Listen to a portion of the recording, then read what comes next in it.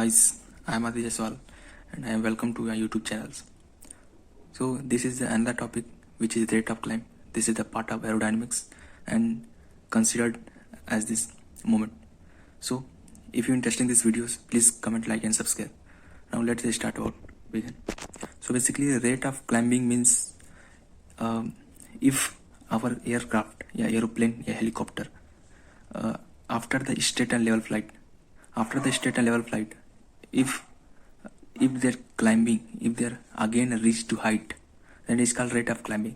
Simply it means say that अगर हमारा aircraft straight and level flight कर रहा है, अगर उसके बाद से हमारा एयरक्राफ्ट अगर उसके बाद से हाइट ऊपर जाता है तो मुझे कहते हैं रेट ऑफ क्लाइंबिंग. बेसिकली अगर इसका डेफिनेशन देखना चाहें, बेसिकली रेट ऑफ क्लाइंबिंग हम मुझसे कहते हैं हमारा this is the gap between power available. This is the gap in power available and power required. This is power required and power available. Basically कहने का मतलब ये है रेट ऑफ क्लाइंबिंग उसे कहेंगे जब हमारा गैप किसमें हो, पावर अवेलेबल PA और power required PR. Power available का मतलब ये है हमारा सिंपली से बस बेसिकली समझ सकते हैं. PA power required, power available मतलब ये है हमारे बैंक में कितने बैलेंस है. ठीक है, पावर अवेलेबल हमारे पास इंजन के पास कितना पावर है वो डिपेंड करता है फ्यूल पे, वो हमें पता है. पावर अवेलेबल मेरे पास कितना होगा वो हमें पता है. पावर रिक्वायर्ड ये करता है हम खर्चा कितना करना चाहते हैं. ठीक है, पावर रिक्वायर्ड वो होता है. ठीक है, हम खर्चा कितना चाहते हैं. ठीक है, हम बैंक बैलेंस PA है, खर्चा कितना करना चाहते हैं PR है. ठीक है, ज़्यादा ड्रैग होगा तो PR ज़्यादा होगा. ठीक है, ज़्यादा ड्रैग होगा तो थ्रस्ट हमें ज़्यादा चाहिए ड्रैग को ओवरकम करने के लिए. जब थ्रस्ट को ओवरकम के लिए ज़्यादा चाहिए तो हमारा फ्यूल कंजप्शन ज़्यादा होगा. जब फ्यूल कंजप्शन ज़्यादा होगा तो पावर रिक्वायर्ड ज़्यादा होगा. ठीक है, बेसिकली यही समझते हैं क्या होता है बेसिकली. तो कहने का मतलब ये है कि अगर हमारा एयरक्राफ्ट लिस्टेड लेवल फ्लाइट था, अगर ठीक है, अगर हम उसको क्लाइंबिंग कराना चाहते हैं, ठीक है, बेसिकली कहने का मतलब ये है this is our aircraft. Okay, this is known about, let's take about this is CG and this is the our W. Okay, now coming to the point, this is my lift which is perpendicular and this is drag. Okay, this is our horizontal line. ठीक है, और this is the direction of our flight. ठीक है, this is direction of flight path and this direction of flight and this is our thrust. ठीक है, तो thrust ऊपर उड़ रहा है तो thrust हमारा आगे लगेगा, पीछे drag लगेगा. So the flight path and हमारा horizontal path, this is the angle making between flight path and horizontal flight. This is theta and this theta, if a component of this weight, this is also theta, this is also theta, this is weight, this is theta, then this is W cos theta, this is W cos theta, this is direction of W sin theta. Okay, if we come component we conclude this is right here, so basically right here this L is equals to W cos theta. Okay, this is equation 1 and this is हमारा our thrust which is thrust आगे है, तो thrust is equals to drag पीछे D plus और W sin theta पीछे plus W sin theta. Okay, this is equation second. Now let's we consider that D को हमें भेजा चाहे तो T minus D is equal to W sin theta. Okay,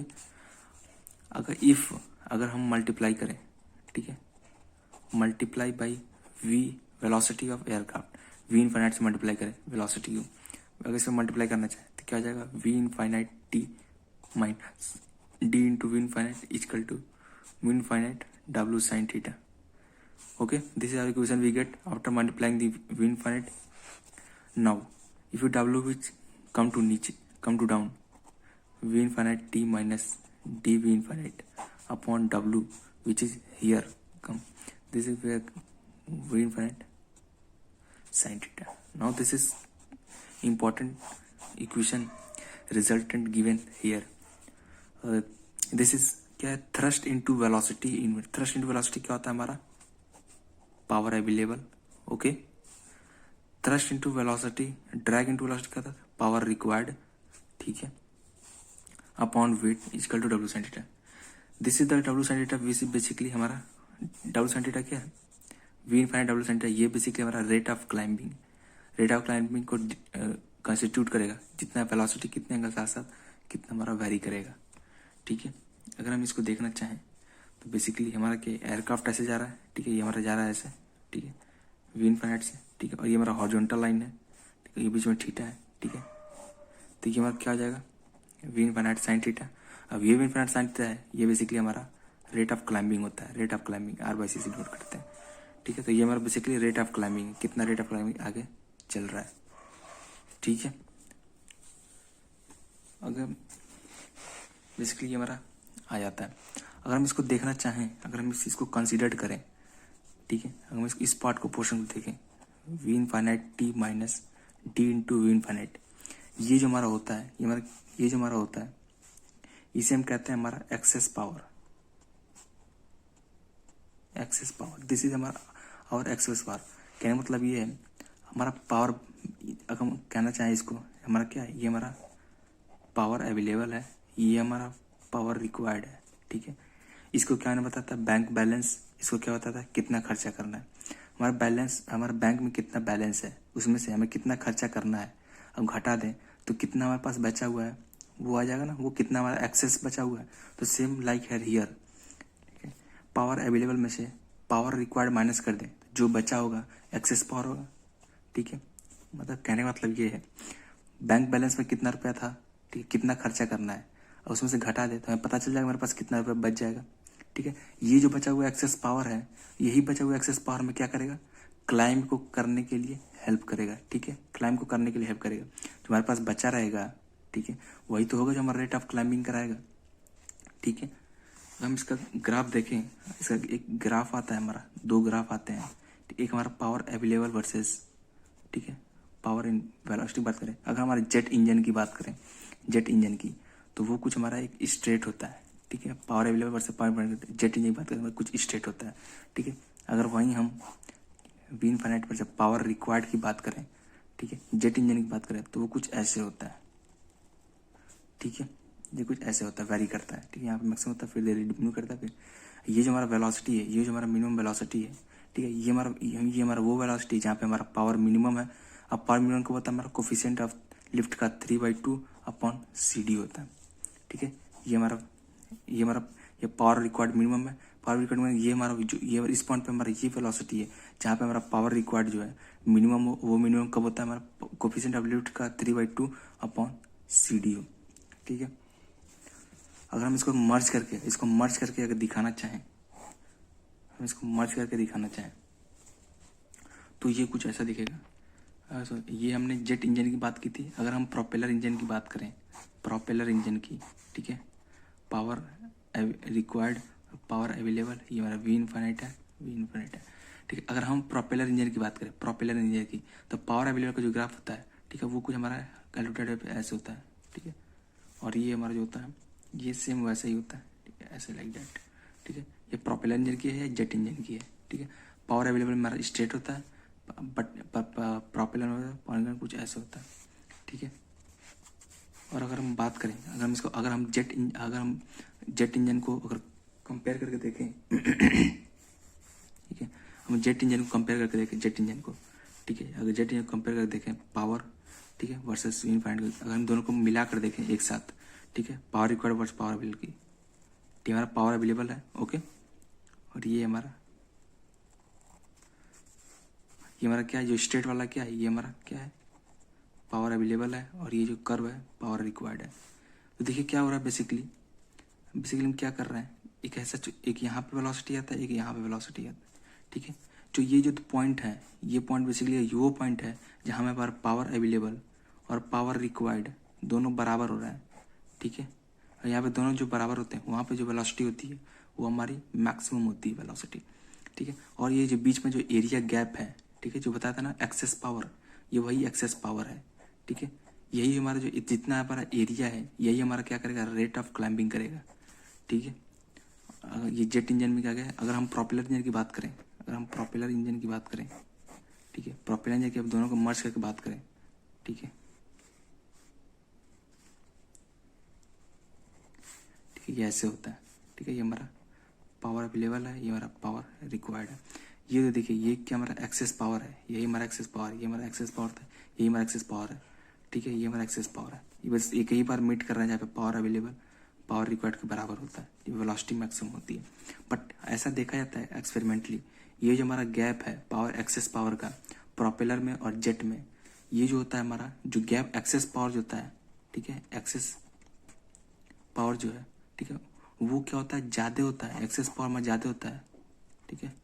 ये ध्यान पूछता है, डीजीसी के एग्जाम पूछता है, जो एक्सेस पावर होता है वो प्रोपेलर में ज़्यादा होता है या कि जेट में ज़्यादा होता है। जो एक्सेस पावर है वो हमारे प्रोपेलर में ज़्यादा होता है, जिसको से rate of climbing at a low altitude, जिसको से rate of climbing at a low altitude पे, ठीक है, प्रोपेलर में और जेट में जो एक्सेस पावर है वो प्रोपेलर में ज़्यादा होता है। क्यों ज़्यादा होता है, क्योंकि एट ए लो एल्टीट्यूड पे, ठीक है, जो हमारा जो कर्व है, जो एक्सेस पावर है, क्योंकि डेंसिटी ज़्यादा होती है एयर की, जब डेंसिटी ज़्यादा होगी, ठीक है, डेंसिटी ज़्यादा तो हमारा थ्रस्ट ज़्यादा जनरेट होगा, जब थ्रस्ट ज़्यादा तो पावर कम लगता है, ठीक है, ड्रैग कम होता है तो पावर कम लगता है हमें, तो ठीक है।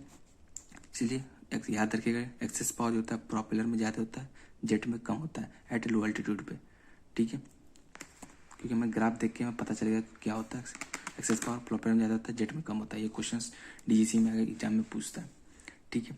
और एक इम्पॉर्टेंट ग्राफ ये है कि एक ग्राफ है हमारा rate of climbing versus V infinite का, ठीक है, rate of climbing versus V infinite का। जो rate of climbing versus V infinite का ग्राफ बनाते हैं वो कुछ हमारा ऐसे होता है, ठीक है। इसमें 3 पॉइंट दिखाया गया है, 1.1 2 3 मान लेते हैं, ये मैक्सिमम वाला, ठीक है। यहाँ पे अगर हम डाउन करना चाहें, ठीक है, अगर हम टेंजेंट बनाए, इस पॉइंट पे टेंजेंट बनाए, अगर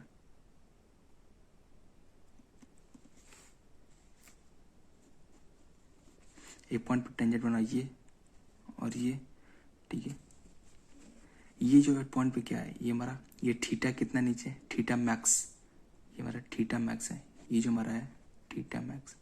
जो 1 पॉइंट पे जो ग्राफ है, जो 1 पॉइंट पे ग्राफ है, जो 1 पॉइंट पे हमारा ग्राफ है, 1 पॉइंट पे जो हमारा थीटा बन रहा है पूरा नीचे, ये हमारा थीटा मैक्सिमम है। थीटा मैक्सिमम वो होता है, ये यहाँ पे जो वेलोसिटी होती है, यहाँ वेलोसिटी वो वेलोसिटी होती है जहाँ पे हमारा थीटा मैक्स जो है, ठीक है, rate of climbing versus theta जो है, रेट ऑफ क्लाइंबिंग जो बन रहा है थीटा का, ये हमारा थीटा है ना, ये हमारा थीटा था, ठीक है, ये वही थीटा है, ठीक है। Rate of climbing versus five बढ़ता है, ये जो हमारा थीटा मैक्स है, ठीक है।